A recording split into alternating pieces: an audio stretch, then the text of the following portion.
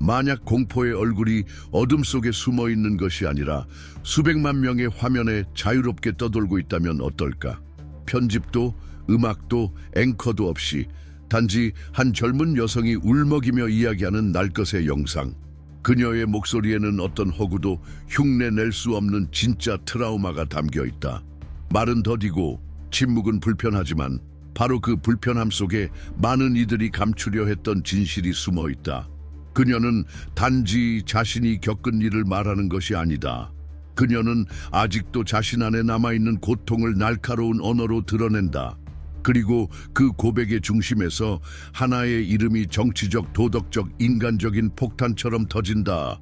도널드 트럼프. 이 영상은 음모론이 아니다. 전문 용어나 법적 문서가 아니다. 이건 가슴을 찢는 증언이다. 외국 출신의 어린 여성, 취약한 위치에 놓인 피해자, 그리고 그녀의 두려움을 무기 삼아 성적 복종을 요구하는 강력하고 냉소적이며 폭력적인 남자. 이야기의 본질은 바로 여기에 있다. 그것은 지하 고문실이나 비밀 의식 같은 것이 아니다. 호텔방에서 닫힌 문 뒤에서 날선 언어와 협박으로 이루어진 지배의 논리다. 그리고 이 영상보다 더 아픈 것은 그것이 등장한 사회적 맥락이다. 이 사회는 고통을 의심하는 법을 배웠다. 처음 영상이 돌기 시작했을 때 주요 언론은 다루지 않았다. 대신 독립기자들, 고발 커뮤니티, 대한 미디어가 나섰다. 기성 언론은 주저했다. 법적 보복이 두려워서, 정치적 편의를 위해, 혹은 이 영상이 진짜임이 확인되는 순간 모든 것이 무너질 수 있다는 것을 알았기 때문에. 그리고 그보다 더 어두운 일이 벌어졌다. 도널드 트럼프는 영상에 대해 해명하거나 부인하지 않았다. 대신 즉각적인 보복에 나섰다. 그의 표적 마린 커미, 뉴욕 남부지방검찰청의 연방검사. 그는 제임스 커미, 예전에 트럼프가 해임했던 FBI 국장의 딸이다. 그녀는 제프리 앱스타인 사건의 핵심 인물 중 하나였고 기슬레인 맥스웰을 기소하며 재벌과 권력자들을 추적해왔다.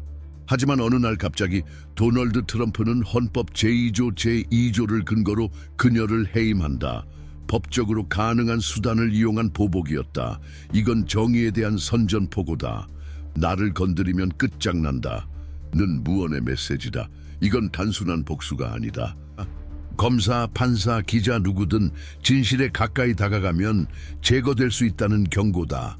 마린 커미는 결코 무명 인물이 아니었다. 그녀는 음악계, 연예계, 자본 권력과 맞서 싸워왔다.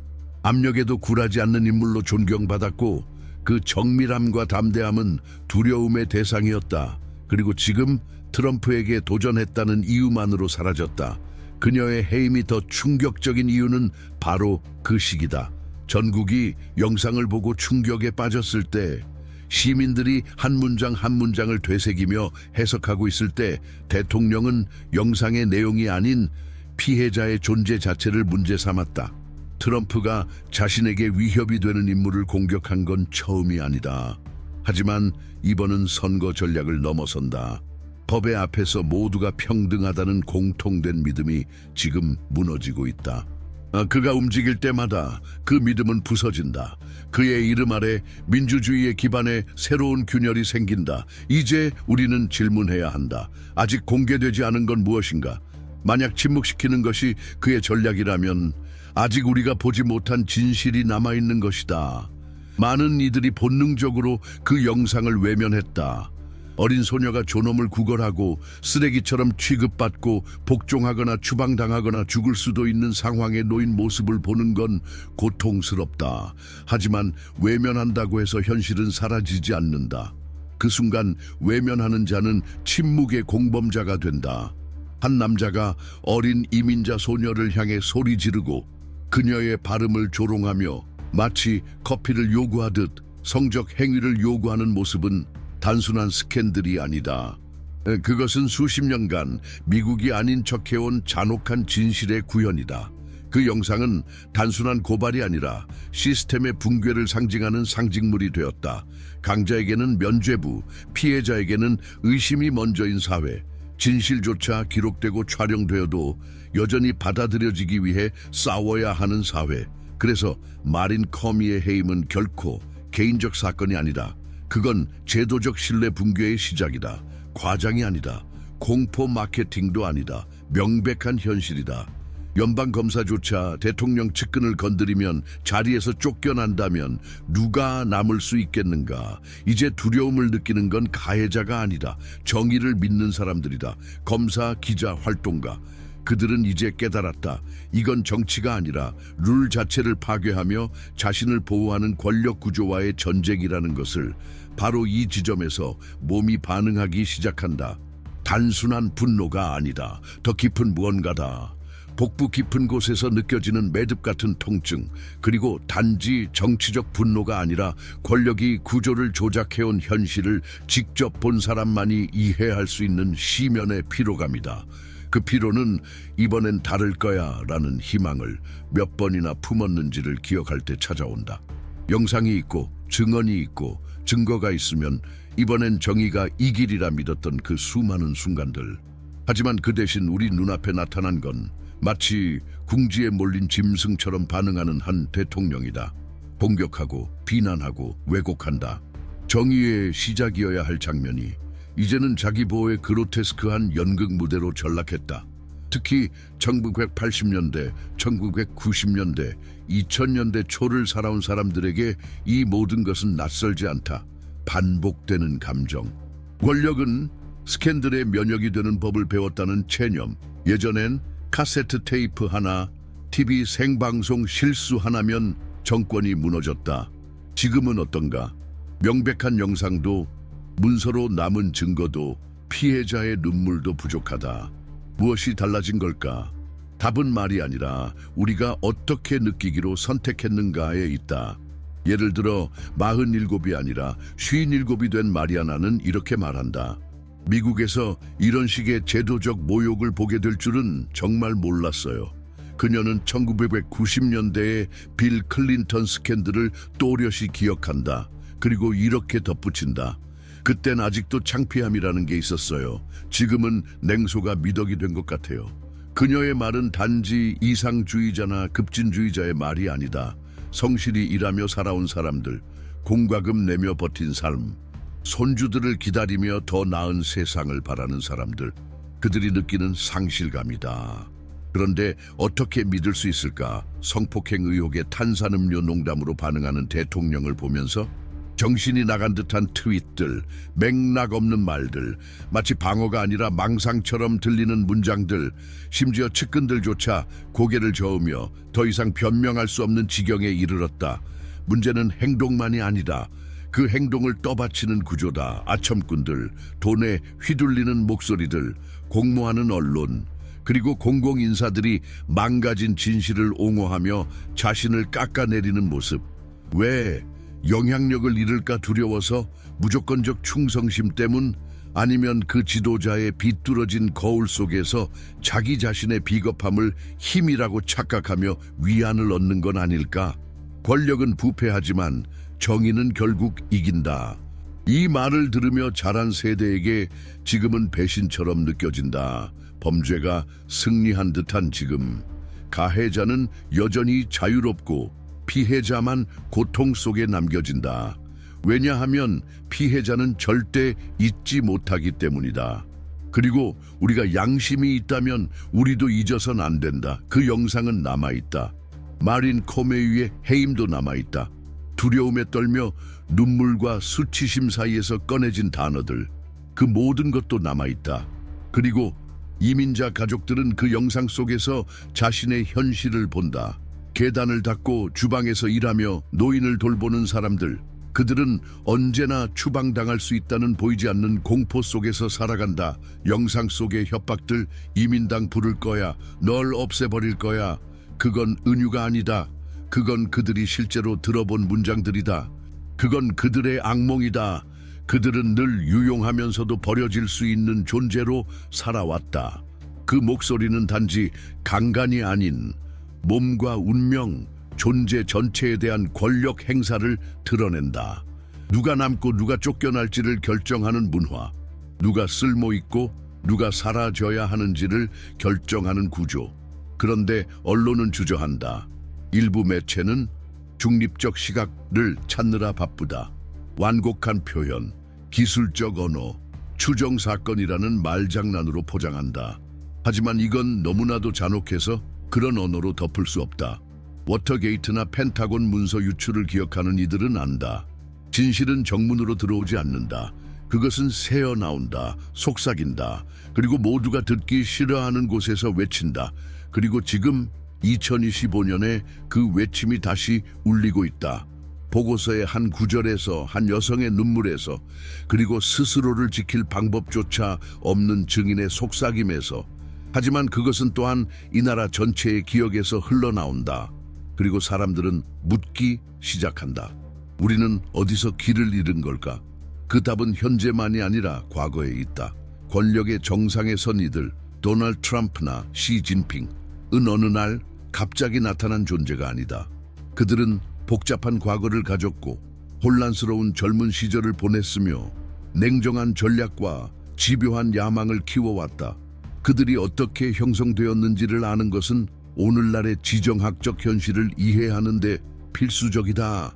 그래서 우리는 세계 정세를 이끄는 대통령들의 삶을 깊이 있게 탐구한 이북을 추천한다.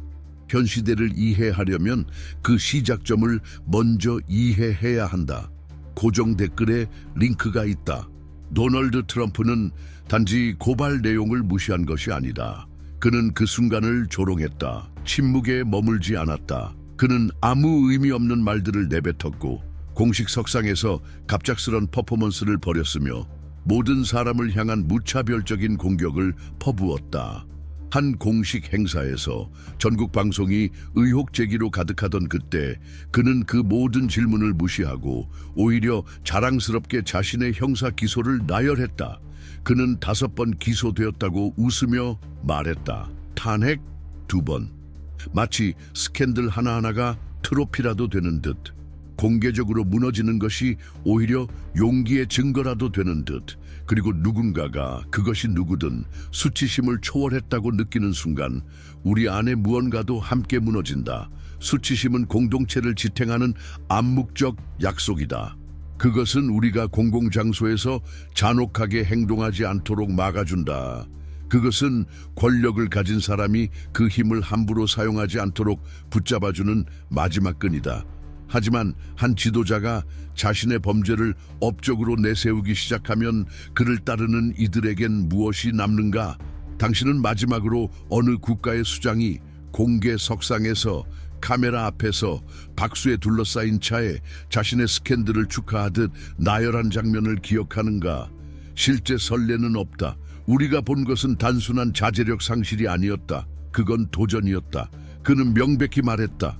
이 모든 일이 있었는데도 나는 여전히 여기 있다. 그리고 너희는 도대체 뭘 할 수 있지?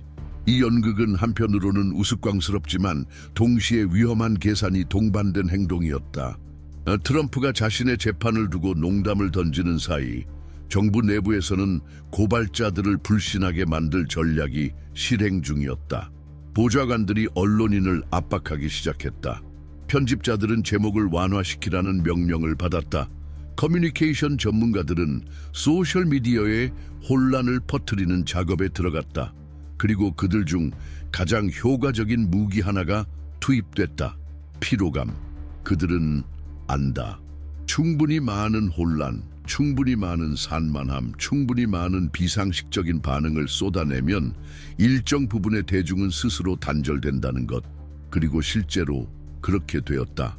그런데 그 와중에 겉보기에는 평범한 한 장면이 등장했다. 토크쇼, The View, 화려한 스튜디오, 잘 차려입은 진행자들, 웃는 관객. 하지만 그날의 분위기는 달랐다.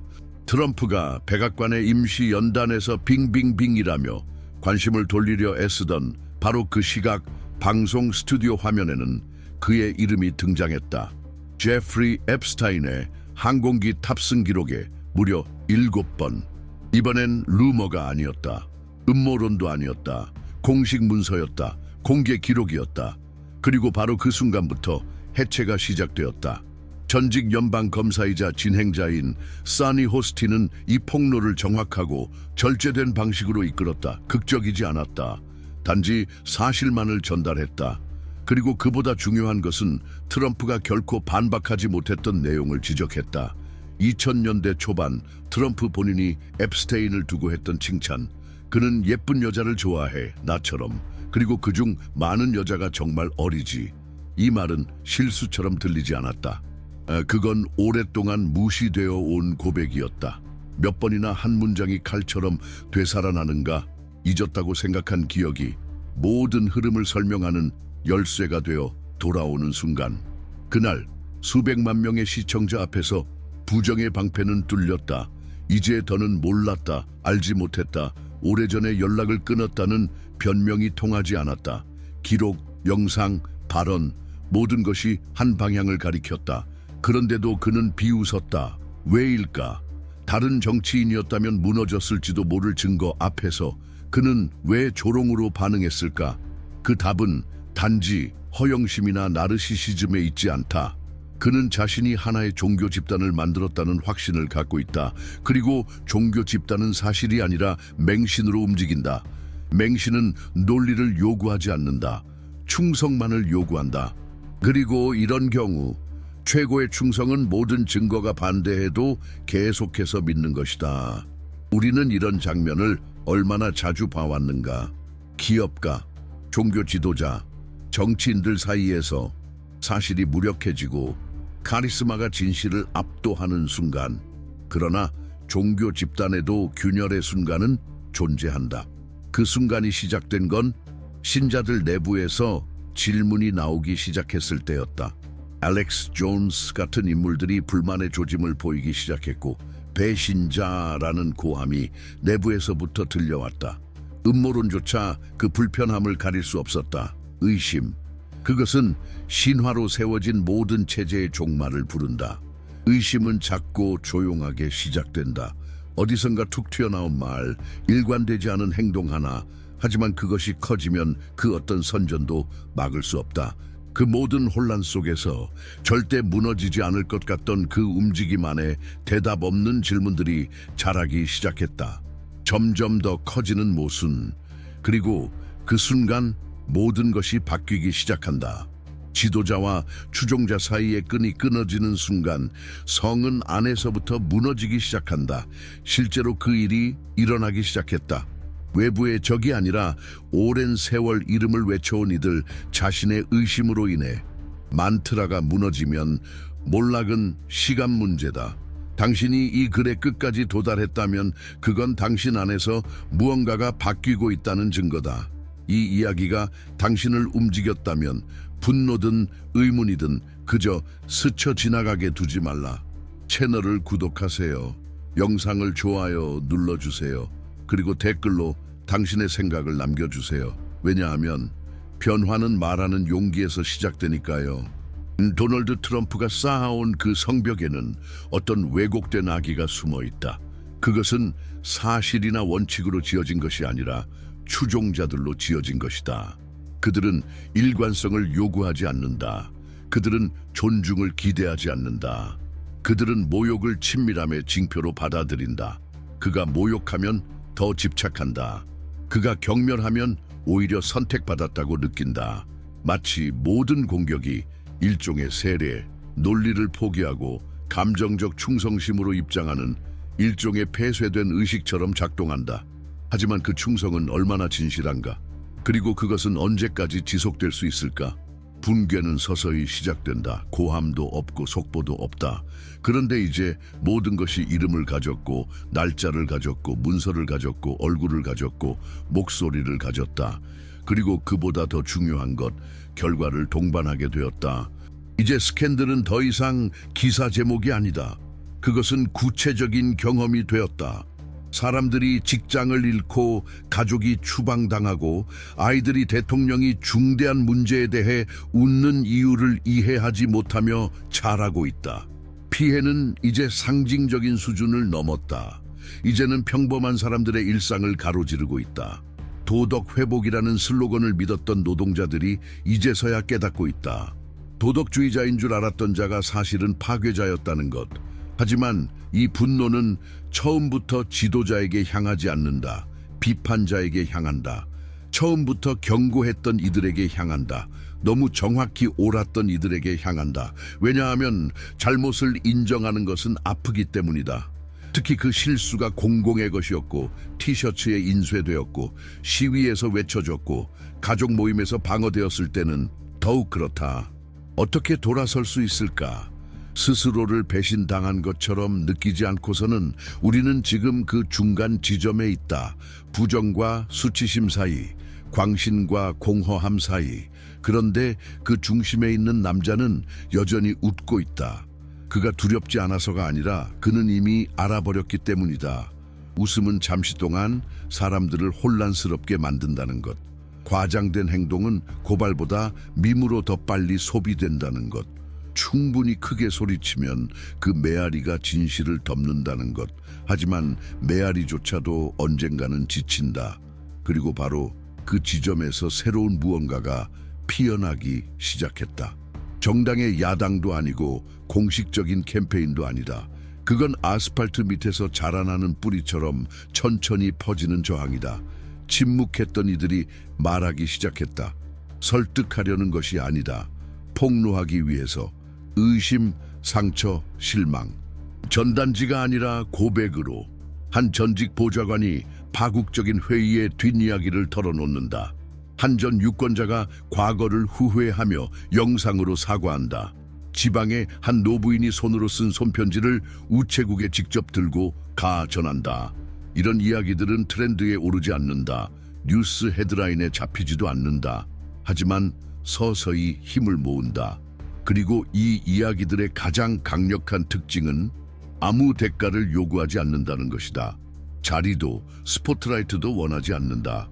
그들이 원하는 건 단 하나, 회복, 존엄, 그리고 대통령의 웃음이 더 이상 이 나라의 수치심을 대변하지 않게 되는 것이다. 그렇다면 만약 정당한 분노가 자신밖에 모르는 사람에게 납치된 것이라면 희망이란 감정이 지도자의 공허한 자아를 부추기는 연료에 불과했다면, 그리고 약속했던 적이 없는 적을 쫓기 위해 영원히 지워지지 않는 상처를 남겼다면 질문들은 쌓여간다. 그리고 새로운 폭로가 나올 때마다 이야기와 현실 사이의 간극은 더욱 깊어진다. 이제는 이론이나 해석의 문제가 아니다. 냉정하게 내려진 결정들, 의도적으로 반복된 거짓말. 그 와중에 이 거짓을 유지하려는 이들은 스스로의 패러디가 되어간다. 한때 영향력 있던 라디오 진행자들이 이제는 광기에 가까운 이론 속에서 길을 잃는다. 인플루언서들은 이전 영상을 삭제하고 과거를 지우려 애쓰며 자신들이 만든 괴물에서 도망치려 한다. 그리고 트럼프 자신도 안다. 포위망이 좁혀지고 있다는 것을. 하지만 그는 절대 물러서지 않을 것이다. 왜냐하면 그는 무대 밖에서 살아가는 법을 알지 못하기 때문이다. 우리가 아직도 깨닫지 못한 것이 있다면 그건 바로 이것이다. 그는 통치자가 되고 싶은 것이 아니다. 그는 역사가 되고 싶다. 기억되길 원하고, 두려움의 대상이 되길 원하며, 인용되길 원하고, 숭배받거나 증오받더라도 잊혀지지 않기를 바란다. 그래서 그는 소리친다. 그래서 그는 도발한다. 그래서 그는 자기 자신을 파괴한다. 왜냐하면 소음 속에 있는 한, 그는 여전히 등장인물이기 때문이다. 그리고 등장인물인 한, 그는 여전히 줄거리를 조종할 수 있다고 믿는다. 거의 아무도 주목하지 않았던 중요한 단서 하나가 있다. 마린 코메이의 해임 이후 몇 달 동안 비공식적으로 이루어진 뒷거래들. 사람들의 시선은 영상 광기 앞뒤 맞지 않는 연설에 쏠려 있었지만 그 틈을 타 연방기관 내부에는 조용히 하나의 방어망이 구축되고 있었다. 내부 제보자들이 독립 언론에 밝힌 바에 따르면 민감한 사건을 다루어온 경력이 있는 검사 최소 3명이 예고 없이 전보 조처를 받았다. 어떤 해명도 없었다. 어떤 보도도 없었다. 하지만 패턴은 명확했다. 여기서 주목해야 할 요소는 자주 간과되는 개념, 제도화된 두려움이다. 검사, 판사, 경력 공무원들은 이제 말을 아끼게 되었다. 고위층의 이해관계에 반하는 어떤 움직임도 단지 경력을 잃는 것이 아니라 수십 년 쌓아온 평판마저 무너뜨릴 수 있다는 것을 알았기 때문이다. 이런 환경에서 누가 감히 연방 수사를 시작하겠는가? 정의는 이 구조 안에서 일종의 착시가 된다. 존재하지만 닿을 수 없다. 형식은 있지만 실질은 비어 있다. 그리고 이 공허는 어떤 명령서로 만들어진 게 아니다. 그것은 작은 양보들, 계산된 망설임, 그리고 서랍 속에 묻힌 보고서들의 누적으로 이루어진다. 우연일 리 없다. 의회 내에서는 비공개 메모가 돌기 시작했다. 적어도 4개의 다른 분야에서 앱스테인 사건과 관련한 방해 시도가 있었다는 내용. 그중 가장 충격적인 것은 국세청에서 작성한 기술 보고서를 고의로 은폐한 정황이다. 보고서에는 트럼프의 측근들과 관련된 유령 회사들의 수상한 자금 흐름이 명시돼 있었다. 이 보고서는 2022년에 완성되었고 31일 이내에 법무부에 제출되어야 했다. 하지만 끝내 도달하지 않았다. 바로 이 지점에서 이야기는 더 이상 미디어의 서사가 아닌 시스템 그 자체의 문제로 바뀐다. 앱스테인 사건은 혐오스러운 상징으로 가득 차 있지만 그 핵심은 저항이 없을 때 권력이 어떻게 작동하는지를 보여주는 열쇠다. 큰 소리를 내거나 직접 위협할 필요도 없다. 자원만 이동시키면 된다. 관심을 돌리고 기한을 조정하면 된다. 그리고 진실이 드러나려 할 때면 관료제를 방패 삼는다. 예를 들어 알고 있는가? 미국에는 Executive Privilege라는 장치가 있다. 대통령이 국가 안보를 이유로 일부 내부 통신을 보호할 수 있는 권한이다. 트럼프는 이 조항을 근거로 알런 더쇼위츠와의 연락 기록 공개를 막으려 했다. 해당 요청은 기각되었지만 절차상의 지연으로 인해 문서 접근은 1년 이상 미뤄졌다. 1년. 그 정도면 수사의 방향을 완전히 바꿔놓을 수 있다. 그 사이 미국의 일부는 아무 일도 없는 듯 살아간다. 왜냐하면 권력이 가장 잘 쓰는 또 다른 전략은 비극을 분산시키는 것이기 때문이다. 비극은 한 번에 터지지 않는다. 정해진 시간에, 정해진 방송에, 정해진 사람들만 보게 된다. 대부분은 모른다. 그리고 아는 사람들조차 알 만큼은 알지 못한다. 하지만 가끔 신호가 나타난다. 작고도 결정적인 신호들. 2025년 3월 마을-아-라고에서 하우스키퍼로 일하던 한 전직 직원이 익명으로 성폭력 피해자 지원센터에 송을씨 편지를 보냈다. 그녀는 누구를 직접 고발하지 않았다. 하지만 섬뜩한 일상이 묘사되어 있었다. 항상 매우 어린 소녀들이 등장했다. 항상 보좌관이 함께였고 가족은 없었다. 그녀는 지시받았다. 눈 마주치지 말 것, 말 걸지 말 것, 문을 완전히 열지 않고 청소할 것, 대통령의 이름은 절대 입에 올리지 말 것. 그리고 그녀는 이렇게 썼다. 질문하면 해고된다고 했다. 그래도 나는 물었다. 그리고 해고당했다. 그 편지는 법적 고발장은 아니지만 이익이 전혀 없는 사람의 날 것 같은 진심이 담겨 있다. 그리고 팜비치 출신의 다른 전직 직원들의 증언과 겹쳐지면서 이건 단순한 사건이 아니라 특정한 사람을 보호하기 위해 세워진 구조 전체의 이야기임이 드러난다. 아마도 이 사건이 그렇게도 소화되기 힘든 이유는 트럼프 때문만은 아닐 것이다. 그가 여기까지 오기 위해 구축된 모든 구조 때문이다. 법을 왜곡하려는 변호사들, 대가를 바라고 캠페인을 후원한 기업인들, 비판 대신 접근권을 택한 언론, 편의상 공범이 된 정치인들, 이 모든 인물들이 책임의 족각을 가지고 있다. 하지만 폭탄이 터지면 그들은 모두 사라진다. 그리고 남겨진 공백은 비어있는 언어, 진부한 담론, 재탕된 약속들로 채워진다. 무대 중앙에는 또다시 똑같은 얼굴, 똑같이 계산된 미소, 똑같은 손짓, 마치 아무 일도 없었다는 듯이. 하지만 일어났다. 그리고 지금 이 순간에도 계속 일어나고 있다. 오랫동안 부패한 엘리트에 맞서 싸운다고 믿었던 이들의 목소리는 이제 중대한 딜레마 앞에 서 있다. 잘못을 바로잡기보다는 거짓말로 공격을 덮는 지도자. 그를 어떻게 계속해서 옹호할 수 있을까? 점점 더 압박을 받을수록 증거를 외면하고 자신의 추종자들에게 진실과 편의 사이의 구분조차 하지 못하게 만드는 리더. 그리고 그 중에서도 가장 위험한 현상은 바로 이것이다. 거짓이 반복될수록 그 거짓이 하나의 현실이 되어간다는 점. 사실이 힘을 잃고 거짓이 진실처럼 기능하는 순간, 이제 상상해보라.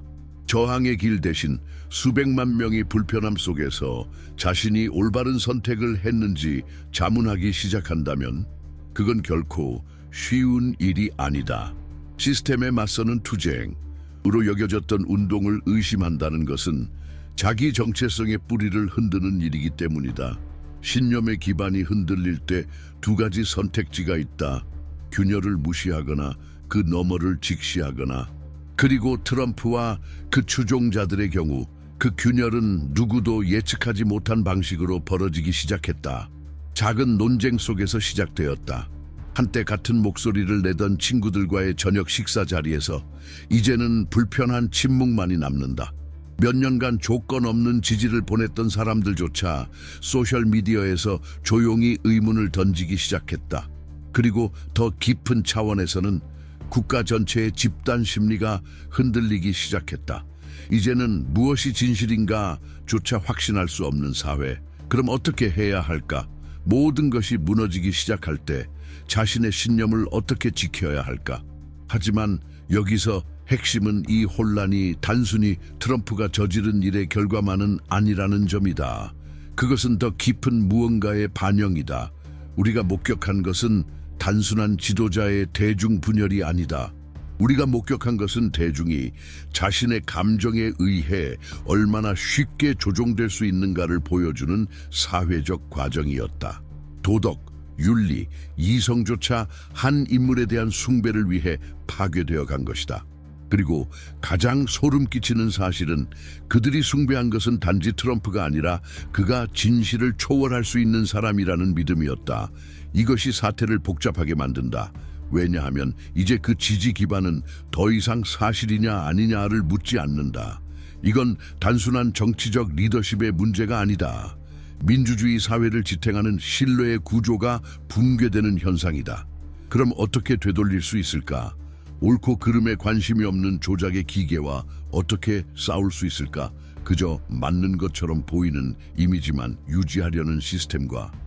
바로 여기서 가장 어려운 질문이 떠오른다. 우리는 어떻게 그토록 오랫동안 실제하지도 않은 것을 믿고 살아왔는가? 우리는 어떻게 잠시나마 거짓의 일부가 되었음을 받아들일 수 있을까? 이건 간단한 문제가 아니다. 정답도 없다. 하지만 할 수 있는 일은 분명히 있다. 왜냐하면 명확한 사실 하나가 있기 때문이다. 거짓은 직면하지 않으면 자란다, 퍼진다. 형체를 바꾸고 결국엔 우리가 알아보지 못할 형태가 된다. 그래서 오늘 진짜 질문은 더 이상 트럼프가 무엇을 했는가가 아니다. 그가 얼마나 옳았는지, 얼마나 억울한지도 아니다. 진짜 질문은 그가 무엇을 상징하게 되었는가. 그리고 결정적인 순간에 그는 그 상징성을 이용해 민주주의 정치의 본질 자체를 타락시켰다는 사실이다. 모든 것이 끝난 뒤에도 남는 것이 있다면 그건 이제 더 이상 침묵할 수 없는 깨달음이다. 많은 이들의 고통 앞에서 중립은 미덕이 아니라 방관이다. 그리고 우리가 현실을 조작하는 행위를 단지 다른 관점이라 부를 때마다 진실의 기반은 발밑에서 무너진다. 그럼에도 불구하고 이 지치고 피로한 풍경 속에도 빛은 스며드는 틈을 찾아 들어온다. 그 빛은 소리치지 않는다. 스포트라이트를 차지하지도 않는다. 하지만 분명 존재한다. 정치가 진지하게 다시 논의되는 교실 속에, 오랜 단절 끝에 다시 귀 기울이려는 가족들 속에, 정해진 문장을 거부하고 진심을 요구하는 청소년들 속에, 두려움 속에서도 진실을 취재하는 기자들 속에, 모든 것을 잃을 각오로 자신의 목소리를 저버리지 않는 예술가들 속에. 새로운 시작은 화려하지 않다, 조용하다. 하지만 바로 그렇기 때문에 그것은 오래간다. 아마 당신도 여기까지 도달하면서 그 조용한 변화의 기운을 느꼈을지도 모른다. 이 영상은 수많은 고발 중 하나가 아니라 하나의 몸짓이었다. 하나의 초대였다. 정치란 소비하는 오락물이 아니라 우리가 누구인지 비추는 거울이라는 것을 상기시키기 위한. 왜냐하면 도널드 트럼프나 시진핑과 같은 인물들은 진공 속에서 등장하지 않기 때문이다. 그들은 상처, 전략, 집요한 집착이 교차한 개인의 이야기에서 비롯된 존재들이다. 그들은 시대와 구조의 반영이다. 말없는 허용이 쌓이고 쌓여 만들어낸 결과물이다. 그리고 우리가 이 세계가 어디로 가고 있는지 제대로 보려면 그들이 누구인지 알아야 한다. 이 시각이 당신에게 울림을 주었다면, 국제 정세의 선택이 어떻게 이루어지는지 더 깊이 이해하고 싶다면 이 글로벌 권력의 중심에 있는 인물들의 삶을 다룬 특별 이북을 추천한다. 분석과 맥락, 그리고 인간다움이 함께 담긴 자료이다. 링크는 댓글 상단에 고정되어 있다. 그리고 이 영상에서 단 1초라도 마음이 움직였다면, 불편함이든 궁금함이든 무언가 잘못됐다는 느낌이든 더 이상 아무 일도 없는 듯 외면하지 마라. 이 채널을 구독해달라. 이 공간은 단순한 분석이 아니라 진심 어린 교류의 장소다. 생각, 경험, 질문들, 댓글로 당신의 시각을 나눠달라. 세상을 깊이 바라보고 싶은 이들과 함께 공유해달라.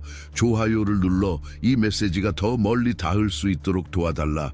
우리가 여기서 만들어가는 것은 클릭 한 번으로 끝나지 않는다.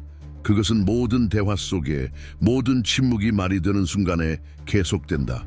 끝까지 함께 해줘서 진심으로 고맙다. 이 사유가 영상의 몇 분을 넘어 당신의 삶 속에서 더 오래 머물기를 바란다. 곧 다시 만날 것이다. 왜냐하면 아직 해야 할 말이 많기 때문이다.